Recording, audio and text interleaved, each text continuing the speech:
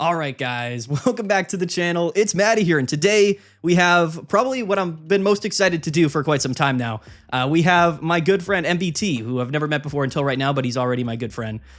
Super excited. Today we're going to be showing him the most iconic cards in Pokemon Pocket, and he's going to be reviewing them, rating them. Now, MBT, how would you explain your experience with Pokemon Pocket or the Pokemon TCG in general? So I obviously played the Pokemon TCG as a child, and I played for a really short period, like 2015 to 2016, just because that's what was firing around me. It was like the middle of Shaman being incredibly broken. People were playing like what's that big red Pokemon with the O on its back? It's like a water and fire Yeah, is it Volcanion. Yeah, Volcanion. Something like that. Yeah, Yes, that was a top deck. I remember Okay. Yon Mega Break being around. Fun stuff, but I have played no Pocket whatsoever. I don't know what the metagame looks like. I don't know if the specifics of Pocket make certain cards better or worse. So I'm excited to give it my best shot. Okay, yeah, so we're gonna go in, I think, with very little context, of course, and then we'll try to explain stuff, try to explain the cards as time goes on. There's a couple of things that make Pokemon Pocket different from the official trading card game. The overall gist is that they're basically the same game, but there's just a couple of weird like mechanic choices that they've made to make it a little bit different, right? So anyway, let's start off with the first card, Professor's Research. So let me know if you can see this card. Yeah, I can see this one. Obviously, the analog for me is Bill. Growing up, Yes. was the trainer that draws two cards, and that card was very good. But it was good because it was a trainer and not a supporter. I have to imagine this card is not particularly good. Ooh, okay. All right, is that your final answer? I wanted to show you this because, you know, you're from Yu-Gi-Oh, right? So I know a little bit about pot agree, draw two cards. Okay, but I did play when like Pop was out. They have like a perennial card in the TCG that's a supporter that draws 3, right? And it's like never great. So I imagine this card isn't fantastic. Okay, awesome. All right. I'm glad I showed you this one first, right? Because this is going to illustrate, I think, one of the main differences between Pokemon Pocket and the official Pokemon trading card game. So Professor's Research is the best card in Pokemon Pocket by a wide margin. All right. I am now confused. I'm prepared. Again, that's the fun part about this video, right? Is the zero context to things. And you're completely right, because in the official card game, drawing two cards is horrible, right? When there's cards that, you know, discard your hand and draw 7, or there's Pokemon that draw, you know, 7 cards and things like that. Now in Pokemon Pocket, it's a little bit different. So this is where I probably could have and should have given you some context going into the video, but that's what makes this fun. So in Pokemon Pocket, instead of the official trading card game, you only have 20 cards in your deck. It's kind of like original Yu-Gi-Oh, like way back in the day. I don't know, there might have been other options than Pot of Greed, but this is like the card to like that completely translates to Pot of Greed way back in the day. It's just the only way to draw, other than a select few Pokemon, which we'll get into to a little bit. But keep in mind, games of Pokemon Pocket super fast, and only 20 cards in your deck list, and this is literally like the only card that does that. Okay, so the second card that I'm going to show you here is Giratina EX. Now, I'm going to try not to smile throughout this entire thing, because if you've never seen anything about Pokemon Pocket, I'm really curious to see your opinions about this card. Giratina EX. So, Chaotic Impact, 130, does 20 to itself. Broken Space Bellow. During your turn, you may take a Psychic Energy from your Energy Zone. Oh, what is the Energy Zone? Yes, so this is why I wanted to showcase this card next, because that's the main other difference in Pokemon Pocket. So in the official Pokemon TCG, energies are cards, right? You play them in your deck, and you can play as many as you would like, and then you draw them and you attach them once per turn. Pokemon Pocket, because there's only 20 cards in your deck, they have a different system. So they call it the Energy Zone. And basically, you choose which energy types you want to run with your deck, and then every turn it just generates that energy, and you can just attach it to whatever Pokemon you want. So it's not a card. It's just sort of like this endless resource that you get one per turn. This is an additional energy, right? So you can attach for your turn, and then also end your turn with this ability to generate an additional energy. Now, can abilities be used while on the bench? Yes. Yeah, that is primarily where Giratina will be most of the time. So in that case, I have to imagine this card is broken. The The number one thing that I remember from the card game is that cheating, specifically the energy limit, was incredibly powerful, and a lot of like the greatest of all time Pokemon were just things that could cheat the energy limit. This strikes me as one that isn't as strong as like some options for cheating the energy limit, but if the power level in Pocket is lower, I mean, this strikes me as a card that could be very good. Yeah. Yes, okay, so that's a perfect analysis. Again, Pokemon Pocket's only been out for like 1 year, and Giratina EX came out, I would say, about halfway through this year's life cycle, so we've had it for about 5 months or so. The reason I was laughing is because Giratina EX is by far like the GOAT of Pokemon Pocket. It is the greatest of all time. The funny thing is, and you said it exactly perfectly, because depending on you don't know what else is in the game, and cheating energies, of course, is really strong. Nothing else really in Pokemon Pocket does this. There's maybe a couple of cards, but Giratina EX is really the first card to do this. The other thing that I guess you may not, of course, know of, obviously, you wouldn't know, but when you're choosing to build your deck in Pokemon Pocket, you select which energy type you want to play in your energy zone. The cool thing about Giratina is it doesn't care what energy you're actually running in your energy zone. It'll just generate a psychic energy no matter what. And this is a really big deal because you can play Giratina in any deck with any energy types, and it's just going to be able to set itself up. Giratina EX has a little bit of everything going on. It's been at the top of the metagame ever since it was released, and I definitely wanted to show you Giratina off the bat because this gives you a great baseline of like, what maybe some of the best cards look like. So we're starting off with two of the best. You're going to see Giratina in Professor's Research in a lot of different decks because they're really, really good. All right, the next card that I'm going to be showing MBT here is a more recent card that actually came out just about a couple months ago. So a fairly new card. Now, power creep is a thing. MBT and Pokemon Pocket, people complain about it all the time, just like every TCG. But here is Lugia EX. What do you think? What do you think of Lugia? This is kind of how it looked. I remember growing up. I think it had like Elemental Blast. There was. It did. That's right. Lugia with Elemental Blast. 150 is a lot. 180 seems like a lot too. I feel like it knocks out pretty much anything. You'd be correct. You'd be correct. 180 is a lot for sure. But if one of the only ways to cheat the energy limit is Giratina GX, I mean, this is 3 turns to do it once, and then you don't get to do it again. Like this card, yeah, that's a scary the scary numbers all over this card. But I'm gonna say I don't think it's particularly good. So there's 3 specific cards that you might be interested to know in judging or rating Lugia. So the first one I'll just show you here is Pichu. So what these are called are baby Pokemon. Now there's 3 of them. So there's 3 main baby, well, there's actually more than 3, but there's 3 of this type. Pichu here, there's also Magby, which is the fire type version of this, and then there is Mantike. So there's 3 of these same Pokemon that are for lightning, fire, and water type. Now these Pokemon, do they change your opinion at all about Lugia, or do you have any questions about these baby Pokemon? Yeah, if you knock these out, do you get a prize? You do, yes. Yeah, so it's a bit different, of course, than babies way back in the day. They're basic Pokemon. Now, you might see the attack there. That means, you've probably seen that before, but it means no energy to use that attack, but it is an attack. It's not an ability. So it does end your turn. But all 3 of them are the exact same, lightning, water, and fire type. I mean, I get it. I still probably think I don't like Lugia. Okay, all right. I would say you're spot on there, right? I was trying to trick you, I'm not going to lie, with Lugia. It is a newer card. The cool thing about Lugia is that, like you said, it does sort of align with what Lugia was in the official TCG when it was first released, right? Back in like the Neo Genesis set or whatever? I honestly forget. So Lugia was sort of the star of the 4th major expansion to Pokemon Pocket, and it was a doozy, quite frankly. But Lugia never really saw a lot of play, and the main reason for that is I think that it discards all of those energies, right? If it was 3 different energy types to deal 180 and you didn't have to discard them, that would maybe be a little bit different. But it's really just a one and done type card. And in Pokemon Pocket, if you can't attack, or take more than 1 KO, then you just can't win no matter what, right? I would say you were exactly right there. I was trying to trick you. I couldn't do it. I was trying to get you there. This is another one I'm really excited to show you here, okay? So we talked about like cheating energies, right, in Pokemon Pocket, and there's not a lot of ways, but originally when the game first came out, there was one way that we could generate additional energies, and that was from everybody's favorite card here, Misty. So there you go. Here's Misty, another supporter card.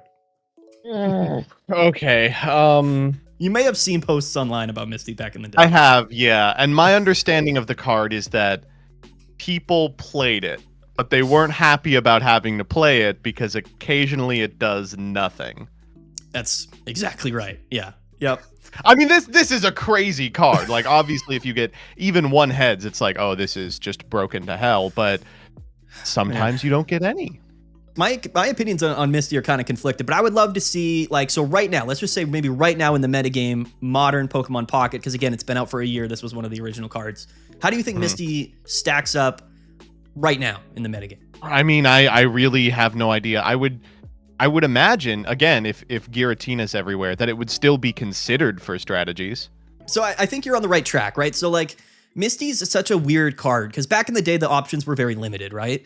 And just the potential to... Okay, so the other thing to mention about Pokemon Pocket, which is crazy, is that you can attack on your first turn going first, and you can play supporters on your first turn going first. There's actually no restrictions other than that you don't get an energy, right? So going first typically is bad, but Misty got around that, and it was really the only way to potentially do something on your first turn. Now, the issue with Misty is that, yes, you can flip heads and you can flip tails, right? And that may seem fine, right? But the nature of the card is that when you flip heads, you just keep flipping the coin. So there were times where you would get 3 energies and you would flip 3 heads on your first turn. And that allowed you to use pretty powerful attacks on your first turn before your opponent could even play the game. And because it was such a volatile card, people really hated it at the time. I would say that right now, Misty doesn't actually see any play in any decks. And I think that's really just because there's nothing that would really benefit from it that much. There are some water-type Pokemon that see play, but they don't have a lot of energies in their attack cost. Misty was a funny one. I had to showcase it too because I'm sure you had seen it before, but in case you hadn't, I wanted your reactions to it. Yeah, this one breached containment for sure. Yeah, for sure. I was going to show you Celebi too, and I don't know if you've seen Celebi, but it's in the same exact vein. I thought they were the exact same card. The next card I'm going to show you is Meowscarada. So if you have any questions about this, let me know, but here you go, Meowscarada. Oh, woof. Okay, so it seems pretty straightforward. So my first impression is that, like, you got to be really good to be a playable stage 2 Mon. I don't know if... That's correct. You're right. I don't know if Pocket does it differently, if, like, you still have to take a turn to Evo. Mm-hmm. Yeah, that's it. So, okay. So that's another good thing. I'll show you a couple of cards. Again, like, context matters, so... if you want, how about this? How about you give me your initial reaction, and then similar to Lugia, I'll show you maybe a couple of cards that might influence your... Sure. Is one of them going to be Forest of Giant Plants? Do y'all have Forest? No, we don't have Forest, but we do have Rare Candy. I'm sure maybe you know what Rare Candy is. Yeah. Yeah, okay. So it allows you to just skip that middle evolution if you have that item card and the stage 2 in hand. I don't know, man. So the attack is really good. Obviously, like, there's I remember even when I was playing, there were 1,000 attacks like this that immediately made a Mon suspect for playability, right? You know, like EXs are just generally really good. 60 plus 70 is a lot of damage. It does not kill Giratina, I'm realizing, which is a little unfortunate, but I really do like the attack. It's just a question of if I think a stage 2 Mon is playable. I'm going to say that this card is good. I think I'm going to say this card is good. Okay.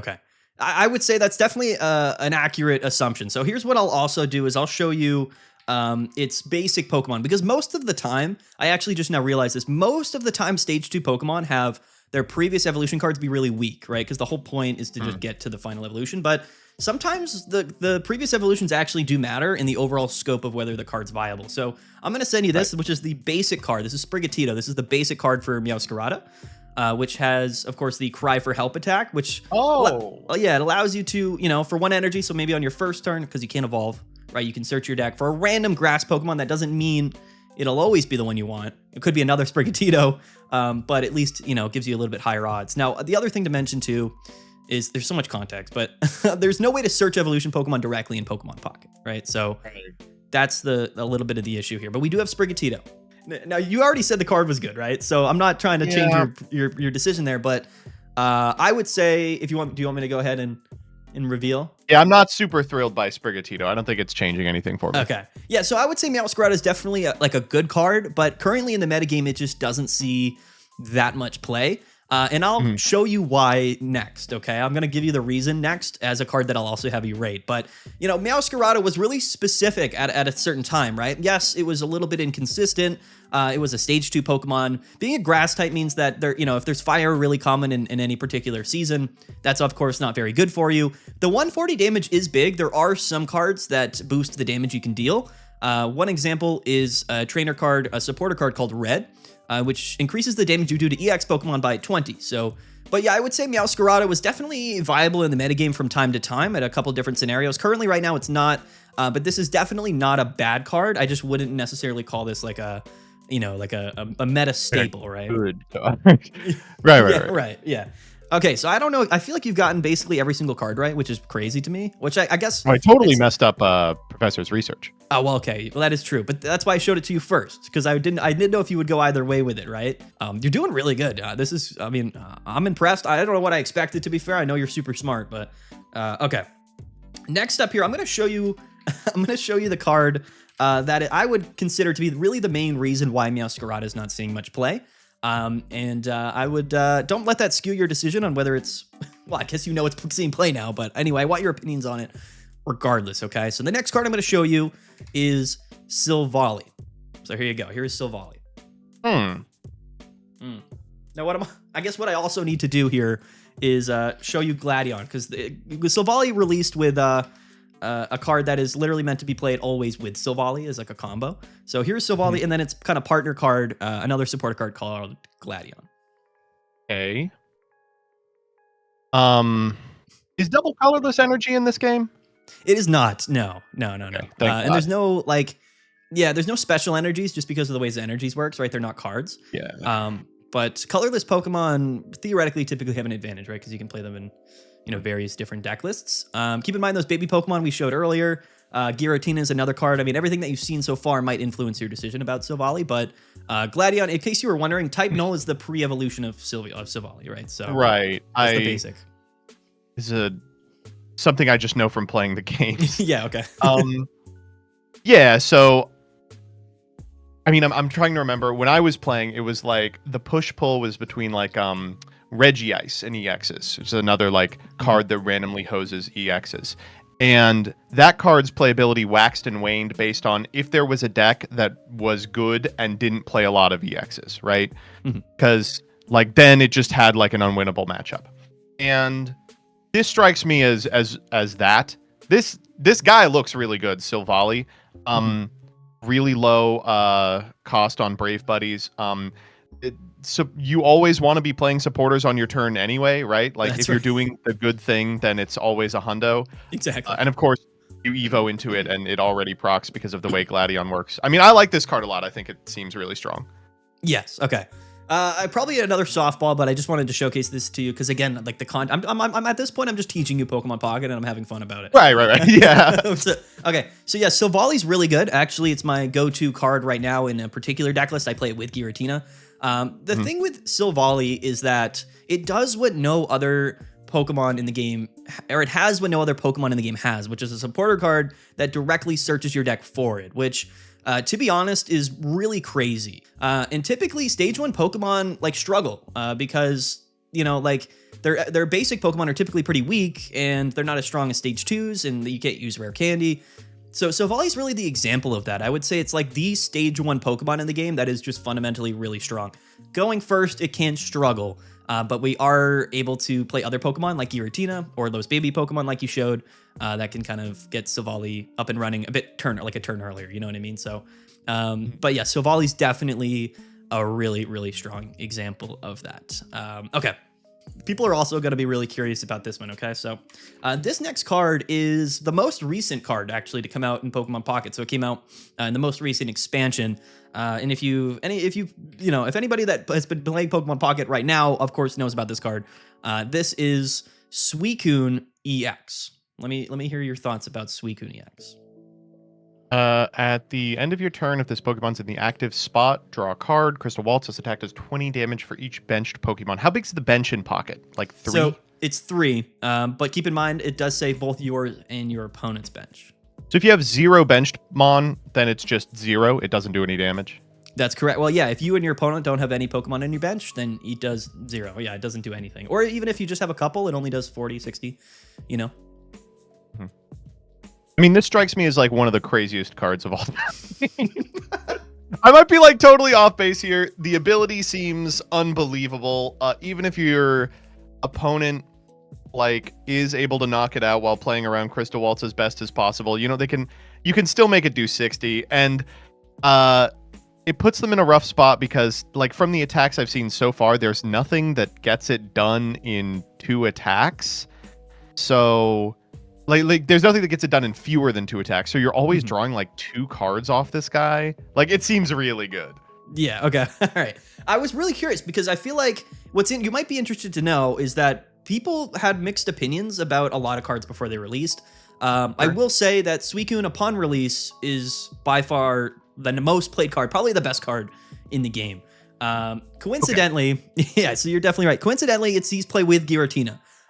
So the cool thing about Suicune, yeah, I bet, right? Yeah. So the Legendary Pulse, there's actually 3 cards that came out this set that are all effectively the same, like Suicune, Entei, and Raikou. They all kind of do the same thing, but they have different attacks. They all have the same ability, but they have different attacks. But the attack is actually one of the most underrated things about Suicune, right? Because it doesn't deal a lot of damage. You're correct about that, but it's really one of the only cards in the game that limits your opponent and their ability to play the game that they want to play, right? Oftentimes they don't want to do that because they're increasing the amount of damage. Suicune will almost always have its bench full.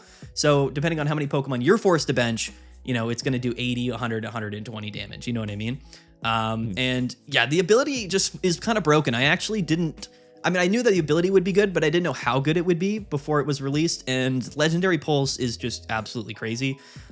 Even in the first couple of turns, getting that extra 2 cards is a really big deal. A lot of people have issues with Suicune in the decks that Suicune's seeing play right now.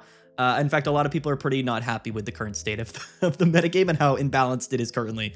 Yeah, I would say you were pretty spot on about my man Suicune here. The next card I'll show you, even though this one might be a little bit obvious before we get to the last one, is going to be Greninja. So having just seen Suicune, what are your opinions on Greninja? Oh, stage 2. Oh man. Okay. Ooh, I might be wrong on this one. So, can you use this water shuriken while he's on the bench? Correct. Now, okay, so I feel obligated to also reveal a card that would completely determine whether or not you think this card is good. Do you want me to give you that? I know it's gonna make things obvious, but no, I think I'm good. Okay. Guys that do damage from the bench are broken. Guys that can do damage to the bench are broken. This does both. Stage 2 is the only thing that's tripping me up. I'm gonna say that this card is good. I imagine it's something that you could work towards while your Suicune is an active slot, so that on your turn you can be like, I'll go Giratina, I'll go Greninja, now I'll Crystal Waltz. But again, I could be wrong. That is completely accurate, right? Everything you said is 100% the case, and I expected you to say that because Greninja is a cool card, right? It's good, right? Doing 20 damage is pretty decent. Theoretically speaking, if you get really lucky, you could get 2 of them on your bench at one time, and that's 40 damage per turn. You can KO Pokemon while they're on the bench if they're, have a low amount of HP, but there's really one card, again, that will probably determine everything and has determined everything, and I'll show it to you right now. The card that I guess the context is probably important to show is Cyrus. So okay, yeah. That's so. Do you all not have like Switch or Gust of Wind or an associated card that does this effect? There's only like a conditional swap. Yeah, so there's Cyrus and there's Sabrina. So Sabrina allows your opponent to choose with no other condition, and then Cyrus is you get to choose, but it has to have damage onto it. Sabrina and I'm Cyrus. trying to remember one that I played with. Oh God. It probably was just the unconditional item card. I think that swapped. No, there was a supporter that did this when I was playing, but it was just you pick and they swap. Oh, it's boss's orders. Yes. Okay. Yeah, but that was broken. Of course, you would just cheat out your opponent's EX that was a utility mon. You'd KO it. You'd get a trillion prizes, and then you'd win the game from that position. But it is cool to think that they thought that that gameplay loop sucked, and they were like, okay, we're going to give you the capacity to do this, but only under certain conditions. And it is funny that it's like, and one of those conditions is you go to a stage 2 mon in the back row just so you can get boss's orders. And it's like, well, that is a really good effect. I'm not going to lie. Yeah, well, exactly. You know, it's so funny to hear you break that down because you're so accurate, right? Like Cyrus is a good card in most decks. Play it just because maybe in the late game there's a scenario where your opponent retreated and you can bring it up and you get a win condition, right? The issue with Greninja and Cyrus, which was always a strong combination, was that, you know, if Greninja comes out early, then, you know, it's pretty likely that you're never safe, right? Because they can just choose which Pokemon they want to attack. And that's strong. But that also was a balanced, right? Like you said, because it's a stage 2 Pokemon, and it usually takes a little bit of time to get Greninja out, right? It's, you know, a late game strategy. Suicune added to that mix in this recent expansion, made it so that that happened a lot more consistently, a lot more often, which I think is what a lot of people are really annoyed about. I would say that by turn 2, turn 3, it's very, very often that your opponent has Greninja in play. Yeah, your description of all of these cards was spot on. Incredible. Okay, so now we have to end the video, MBT. And by the way, thank you so much for doing this. This was yeah, no problem. It was a lot of fun. Yeah, it's the most fun I've had. And I think, again, like I said, this is like the first collab I've ever had on the channel. So to have you on is like a massive honor, and I really, really appreciate it. And before we wrap this up, guys, if you play Yu-Gi-Oh, you definitely know who MBT is, but if you don't, go check him out. Yu-Gi-Oh is a really fun game. Where, you know, Pokemon Pocket is in a weird spot right now, so if you wanted to try something else, maybe try Yu-Gi-Oh, MBT is the perfect channel for that. So anyway, MBT, this is the end. This is the end here. We've come all the way full circle, and now I'm going to show you probably my favorite card in the history of Pokemon Pocket, and I left it for the end because all of the context that we've gotten so far, I think, will influence your decision as to what you think about this card, okay? Here you go. It is Oricorio. What do you think This is the about guy, man. What do you think about Oricorio? There's always a guy that says That's him. if your opponent has a Pokemon EX, you win the game immediately. He's him. I love this card. It has to be good. It has to be good. Yeah, okay, so, you know, Oricorio came out in A3, so realistically it was like 6-7 months into Pokemon Pocket's lifespan that we got this card. And in fact, I felt like it took too long to get Oricorio. But yeah, to your point, before Oricorio came into the game, it was just EX cards. There really wasn't a reason to play anything other than EXs because they were so strong. Oricorio came in and said, hey, you got to change what you're doing or else you have literally no way of winning the game. And a lot of people didn't like that. One thing, and by the way, you're completely correct. Oricorio is very, very good. It has been good ever since it came into the game. What's interesting about Oricorio is that it's not nearly the most played card. Like, people would rather just not play this because they just maybe don't like the gameplay style of it. But been very relevant. It's still relevant in the metagame in decks that don't even play Lightning Energy sometimes. It's literally just a wall in a few deck lists, and it does its thing, and it does its job very, very well. One thing I will say is that there is Sabrina, and there is actually an item card called Repel that has the same effect as Sabrina, but only for basic Pokemon. And that just basically swaps it out of the active spot. So there is counterplay to Oricorio, but I tell people all of the time that Oricorio actually kind of saved the competitive scene in Pokemon Pocket because it endorsed people to build decks creatively, right? And to build you know, their decks in a way that they could get around playing against this card. So they play not just, you know, EX Pokemon, you know what I mean? So I love Oricorio. It's not something I typically play a lot myself, but I'm really glad that we have it in the game because it endorses like more creative deck building. I mean, what else is there to say about Oricorio? You know what I mean? I knew you would get this one right, but I had to showcase it to you anyway, so. This is one of those cards that I feel like I saw all the time when I was playing, because it was like there was always just a guy that in your deck that read if your opponent is sitting on an EX or a GX, depending on the time or whatever, you just automatically win the game.